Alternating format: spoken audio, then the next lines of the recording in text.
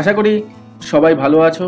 আজকে ইচ্ছেগুড়ি তোমাদেরকে যে জায়গায় ঘুরতে নিয়ে যাচ্ছে, সেখানকার কালচার, ছোট ছোট মনেস্ট্রি, ছোট ছোট চার্চ, এসবের গল্প তোমাদেরকে না বলে থাকতে পারবো না। তাই আজ চললাম অরুণাচল প্রদেশ। অরুণাচলের ইস্টার্ন জোনের একটা ছোট্ট গ্রাম, যার পরে জঙ্গল এবং পাহাড় দুটোই শুরু হয়ে যাচ্ছে। পাশ দিয়ে কুলকুল নদী বয়ে চলেছে। জঙ্গলের বন্যপ্রাণ, নদীর কলকলানি শুনতে শুনতে আর একটা সুন্দর সূর্যাস্তকে খুব কাছ থেকে উপভোগ করতে আজ আমরা পৌঁছে গেছি মিয়াওতে। নতুন পুরনো সমস্ত বন্ধুদের জানাই ওয়েলকাম টু মিয়াও। তাহলে চলো আর দেরি না করে আমি তন্ময়, তোমাদের হোস্ট, শুরু করছি ইচ্ছেগুড়ি রূপকথার নতুন একটা ব্লগ।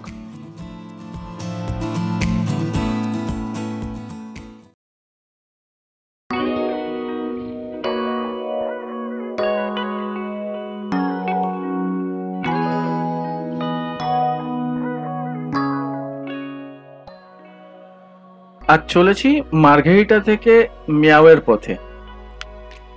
মোটামুটি 65 কিলোমিটার রাস্তা। শ্বশুরমশাই আর শাশুড়ি মার্ঘেরিটা থেকে ওই 6টার বাসটা ধরেছে। কারণ আগেই বলে রাখি, মার্ঘেরিটা আমার শ্বশুর বাড়ি এবং অরুণাচলের এই মেয়াও জায়গাটা আমার শ্বশুরমশাইয়ের কর্মক্ষেত্র। তো সেই সূত্রেই মেয়াওতে যাওয়া। তো তারা সকাল 6টার বাসে এখান থেকে বেরিয়ে পড়েছে, কারণ শ্বশুরমশাইকে অফিস জয়েন করতে লাগবে।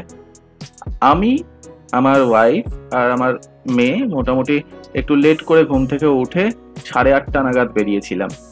স্কুটিতে তেল ভরিয়েই ছুট দিলাম মেয়ের উদ্দেশ্যে। লিডু স্টেশনটা ক্রস করার পরেই যেই না রেল লাইনটা শেষ হয়েছে, তখনই প্রকৃতি নিজের রূপ একদম চেঞ্জ করে ফেলল।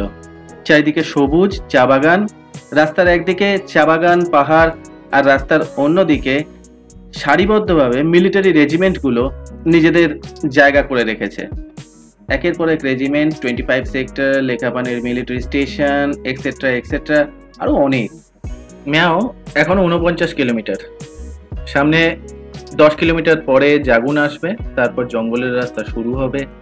দেন নামচিক চেকপোস্ট, সেখানে ইনার লাইন পারমিট দেখিয়ে আমাদের অরুণাচলে প্রবেশ করতে হবে। বাট তার আগের এই রাস্তাটা এতটা মনোমুগ্ধকর, যা তোমাদেরকে না দেখালে হয়তো তোমরা বুঝতে পারবে না। একদিকে জঙ্গল, আর সেই জঙ্গলের মধ্যেই এখানকার লোকাল আদিবাসীরা তাদের ছোট ছোট ঘর করে নিজেদের নিত্য নৈমিত্তিক জীবনযাপন করে চলেছে। সত্যি অসাধারণ একটা এক্সপিরিয়েন্স গ্রো করছে আমার মধ্যে। বেশ বেশ ভালো লাগছে। তোমাদের কি ভালো লাগছে এই জার্নিটা?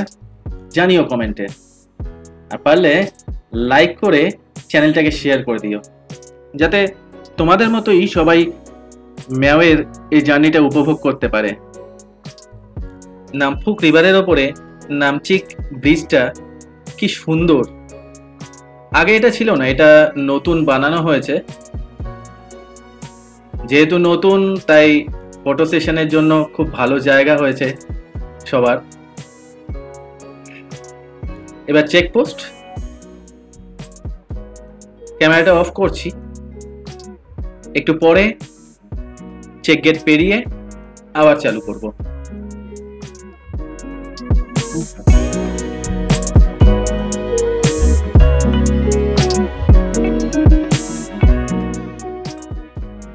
ঢুকে গেছি অরুণাচল প্রদেশ।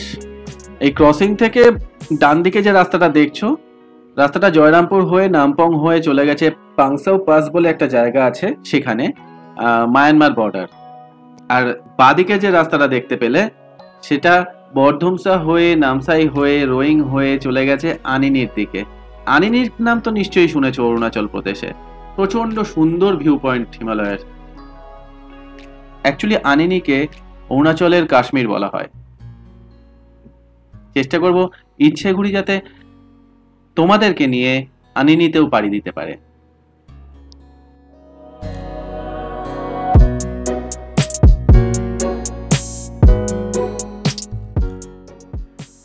প্রায় 1 ঘন্টা 15 মিনিট ধরে রাইড করছি, আর কিছুটা পথ বাকি মেও আসতে। এই পুরো জার্নিতে একটা মাখনের মতো সুন্দর রাস্তা পেলাম, এতটা স্মুথ। রাইড করে যেমন মজা পেয়েছি তার সাথে পেয়েছি সেরকম ওয়েদার। সূর্যমামা একদম মাথার উপরে থাকলেও তার তেজ কিন্তু অতটা প্রখর হয়নি যতটা আমরা চোখে দেখছি। এই অরুণাচলের ওয়েদারটা সত্যি এতটা সুন্দর, মানে সবসময় একটা হিমেল হাওয়া, ঠান্ডা হাওয়া চলতেই থাকে। বেশ বেশ ভালো লাগছে। এইবার আমরা মেয়তে প্রবেশ করছি। নতুন একটা গেট বানানো হচ্ছে মেয়র এন্ট্রান্সের জন্য। পাশে যে গেটটা দেখলে ওটা টিয়ার ক্যাম্প। বিকেলের দিকে ঘুরতে যাবো।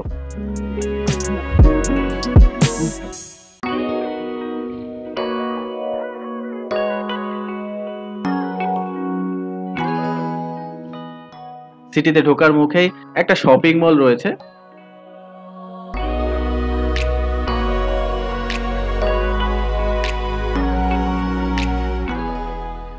তারপরেই মেয়ের পুরনো গেটটা, ওয়েলকাম টু মিয়াও। এই হচ্ছে গিয়ে মেইন সিটি, মিয়াও শহর। বেশিরভাগই এখানে সরকারি দপ্তর রয়েছে, পুলিশ স্টেশন, ইলেকট্রিসিটি অফিস, অন্যান্য bank, PWD office, forest office, etcetera etcetera. মানে বিভিন্ন গভর্নমেন্ট প্রপার্টি, গভর্নমেন্ট অফিস এখানে রয়েছে। সেন্সাস অনুযায়ী মাত্র 5841 জনের ছোট্ট একটা শহরে ছোট্ট একটা জু রয়েছে। আর ঠিক সেই জুর পেছন দিকটাতেই আমার শ্বশুরমশাইয়ের ব্যাংকের কোয়ার্টার। পৌঁছে গেছি, একটু ফ্রেশ হয়ে নিয়ে তারপর তোমাদের সঙ্গে আবার কথা বলছি।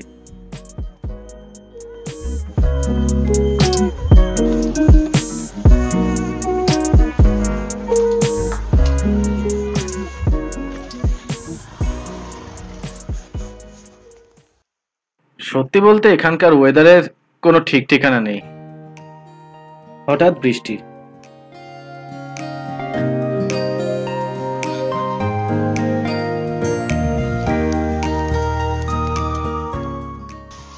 দুপুরে খেতে বসেছিলাম, হালকা একটু এক পশলা বৃষ্টি হয়ে গেল, যার জন্য ওয়েদারটা একটু ঠান্ডা হয়ে গেছে।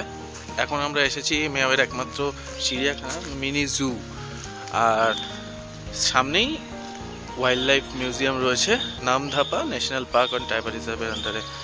এই যে এটাতে পরে ঢুকবো, আগে জুটা ঘুরে আসি। চলো।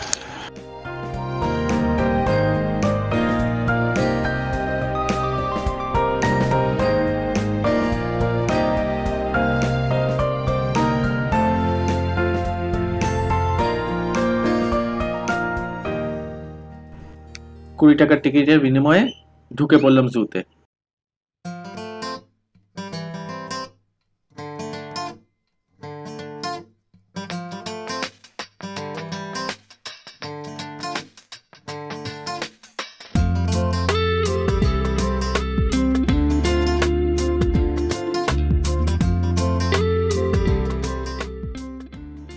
প্রকৃতি নিজের রঙে নিজের মতো করে নিজেকে কত জায়গায় কত ভাবেই না সাজিয়ে রেখেছে।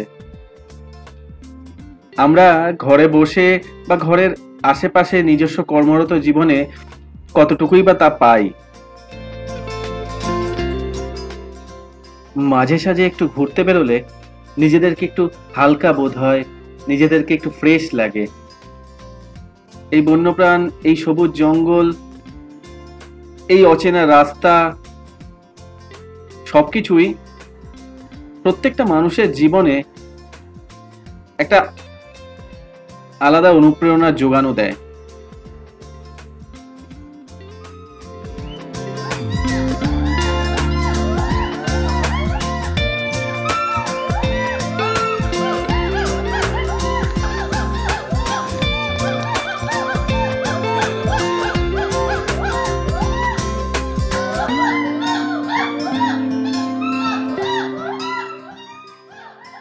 ছোট্ট এই জুটির সংরক্ষণে অনেক পশু পাখিই রয়েছে। তার মধ্যে সবকিছু তো দেওয়া সম্ভব নয়, অনেকটা লেন্থ হয়ে যাবে। মোটামুটি যেটুকু দেখলাম তার মধ্যে keeled box turtle, Himalayan black deer, Assamese macaque, slow loris, leopard cat, hog deer, barking deer, Burmese python, আর হ্যাঁ সব শেষে এই হুকলক গিবন, মানে বাংলায় যাকে বলে উল্লুক, এইগুলোরই এতক্ষণ চিৎকার শোনা যাচ্ছিল। যেহেতু পাশেই থাকি, প্রত্যেকবার আসলে পরে রাত্রির নিঝুম পরিবেশে এইগুলোর চিৎকার পুরো কান ফাটিয়ে দেয়।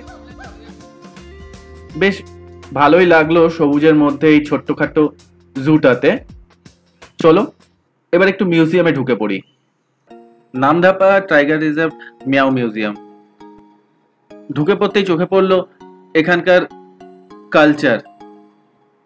মিউজিয়ামের শুরুটা অরুণাচলের কালচার দিয়ে শুরু হলেও মিউজিয়ামের অভ্যন্তরে প্রবেশের পর এই নামধাপা ন্যাশনাল টাইগার রিজার্ভকে কেন্দ্র করে বা এই ফরেস্ট এরিয়াকে কেন্দ্র করে যেসব বন্য পশু পাখি রয়েছে তাদের সংরক্ষণ এবং সংরক্ষণের একটা মেসেজকে নিয়েই এই মিউজিয়ামের সমস্ত বক্তব্য।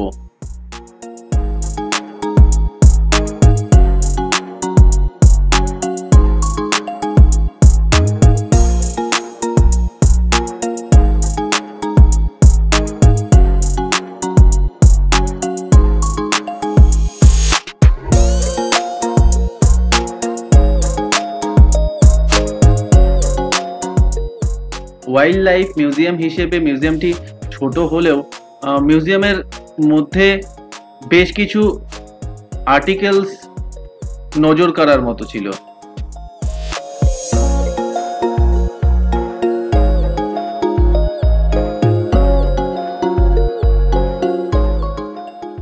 এই মিউজিয়ামে ঢুকে বা অন্যান্য ওয়াইল্ড লাইফ মিউজিয়ামগুলোতে ঢুকলে আমরা এটুকুনি ধারণা করতে পারি আমাদের নিজস্ব ইকোসিস্টেম বা নিজেরা বেঁচে থাকার জন্য এই পশু পাখি বা বন্যপ্রাণগুলো কতটা দরকারি আমাদের নিজস্ব লাইফে, যেগুলোকে আমরা নিজেদের কারণে নিজেরাই দিনের পর দিন শেষ করে চলেছি।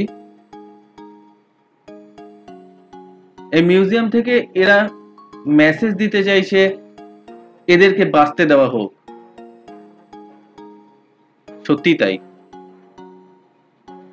এরা না থাকলে প্রকৃতির অনেক কিছুই হয়তো হারিয়ে যেত বহুদিন আগেই।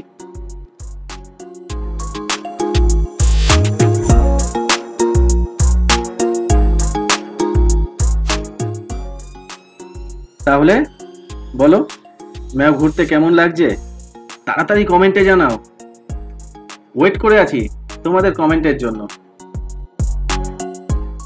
নতুনদের বলছি তাড়াতাড়ি সাবস্ক্রাইব করে নাও, ইচ্ছে করি তোমাদেরকেও এরকম আরো অজানা অচেনা জায়গায় ঘুরতে নিয়ে যেতে পারে।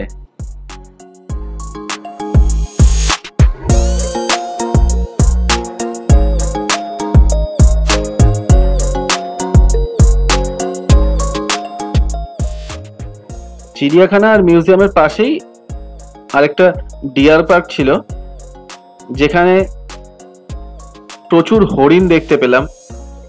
আমাদের দেখে এই দুটো হরিণ গল্প করতে এগিয়ে এলো, কিন্তু আমাদের সময় ছিল না হাতে, তার জন্য দাঁড়াতে পারলাম না। আরো দুটো স্পট আজকে কভার করতে হবে, আর ওয়েদার যা রয়েছে তার কোনো ঠিক ঠিকানা নেই। আচ্ছা, এই ডিয়ার পার্কের পাশেই ফিল্ড ডিরেক্টরের অফিস রয়েছে। যদি কেউ নামধাপা ন্যাশনাল টাইগার রিজার্ভের অভ্যন্তরে যেতে চাও বা যদি কেউ দেবাং যেতে চাও, তাহলে এখান থেকে পারমিশন করিয়ে তবেই যেতে পারবে।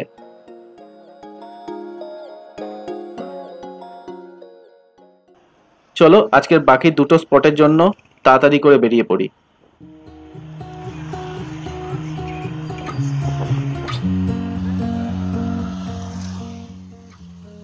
মিয়াও গেটটা ক্রস করে একটু এগোতেই বাঁদিকে একটা ছোট রাস্তা ধরে আমরা নেমে পড়লাম। মিয়াও স্পোর্টস কমপ্লেক্স পেরিয়ে এই রাস্তাটা ভেতরের দিকে চলে গেছে টিয়ার ক্যাম্পের দিকে। আমাদের এখনকার গন্তব্য টিয়ার ক্যাম্প, টিবেটিয়ান রিফিউজি ক্যাম্প। রাস্তার ধারে এই ফ্ল্যাগগুলো টিবেটিয়ান ছোঁয়া অলরেডি দিয়ে দিয়েছে। এই রাস্তা ধরে যতদূর এগোবো আমরা দেখতে পাবো বিভিন্ন টিবেটিয়ান ফ্যামিলি, টিবেটিয়ান পরিবারের আবাসস্থল। জাস্ট ম্যাওয়ের অভ্যন্তরে এটা একটা মিনি তিব্বত।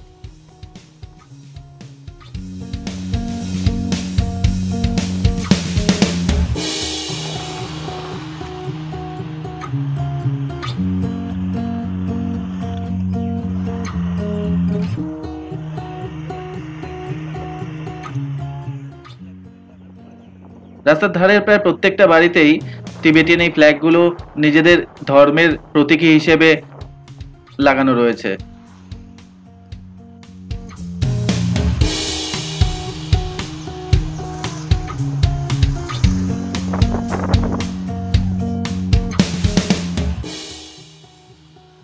আমরা পৌঁছে গেছি টিয়ার ক্যাম্প মনেস্ট্রির কাছাকাছি।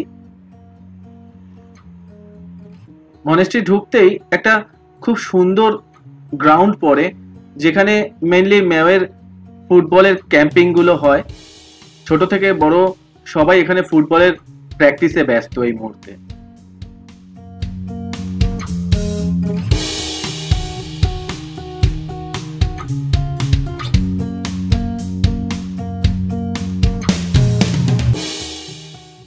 এই বিকেলের রোদ গায়ে দিয়ে ছোট্ট এই মনেস্ট্রিটা কি অসাধারণ লাগছে। মনেস্ট্রিটির প্রত্যেকটি দেওয়ালেই প্রায় ধর্মীয় বাণী লেখা রয়েছে। আর এই প্রেয়ারিং হুইল গুলো দেখছো, দেখতে সত্যি খুব সুন্দর লাগে এই জায়গায় আসলে। ভেতরে আরো বড় বড় প্রেয়ারিং হুইল রয়েছে, যেগুলোতে শিল্পী তার নিজের হাতের ছোঁয়ায় ঈশ্বরের বাণী লিখে চলেছে।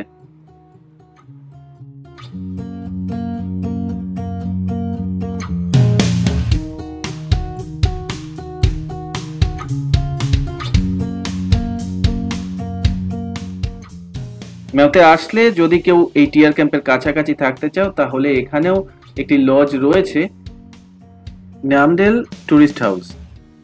টুরিস্টরা এখানেও উঠতে পারে। সূর্যদেব পাটে যাওয়ার প্রস্তুতি নিয়ে ফেলেছে। খুব তাড়াতাড়ি আমাদেরকে আমাদের আজকে শেষ গন্তব্য বেদ ক্যাম্প, ম্যাও বেদ ক্যাম্পের দিকে এগোতে হবে। ম্যাওতে যে নোয়ারিং রিভার রয়েছে, সেই রিভারের একটা সাইড কেটে এই বেদ ক্যাম্পের পাশ দিয়ে বয়ে গেছে।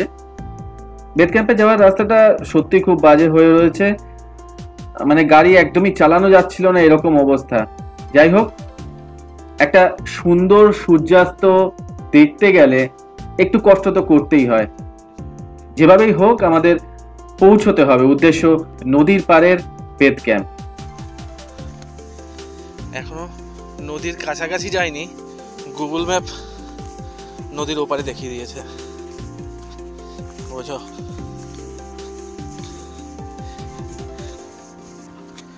জল এখান দিয়েও যায়,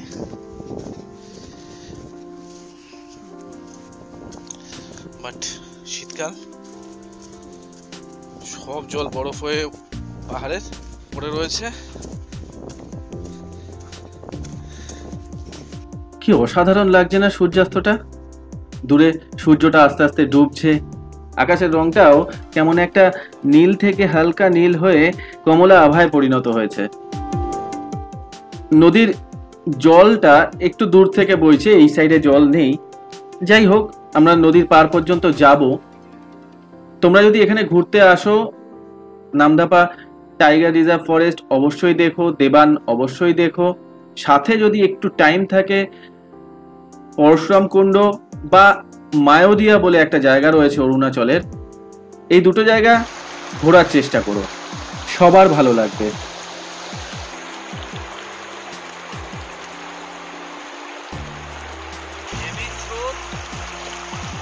হয়তো নয়, স্রোত হেভি আর মারাত্মক ঠান্ডা, হেভি হেভি, প্রচন্ড ভালো লাগছে। হাত রাখতে পারবে না, হাত টেনে নিয়ে বেরিয়ে যাবে। খুব সুন্দর, খুব সুন্দর। অদ্ভুত একটা মন ভালো করা বিকেল নিয়ে ক্লান্ত শরীরে অনেকক্ষণ বসেছিলাম এখানে। কখন যে সূর্য আস্তে আস্তে নেমে গেল বুঝতেই পারলাম না। হঠাৎ করে একটা অসাধারণ সন্ধে এইভাবেই হয়তো আসে। যাই হোক, আজকে ইচ্ছেঘুড়ি তোমাদের কাছ থেকে এখানেই বিদায় নিচ্ছে। দেখা হচ্ছে ইচ্ছেঘুড়ির ম্যাওয়ের পরবর্তী ব্লগে। ততক্ষণের জন্য ভালো থেকো, সুস্থ থেকো, আর আমাকে উৎসাহ দিতে একটা লাইক করে দিও ভিডিওটাতে। নতুনরা অবশ্যই সাবস্ক্রাইব করে দিও পরের ভিডিওর জন্য।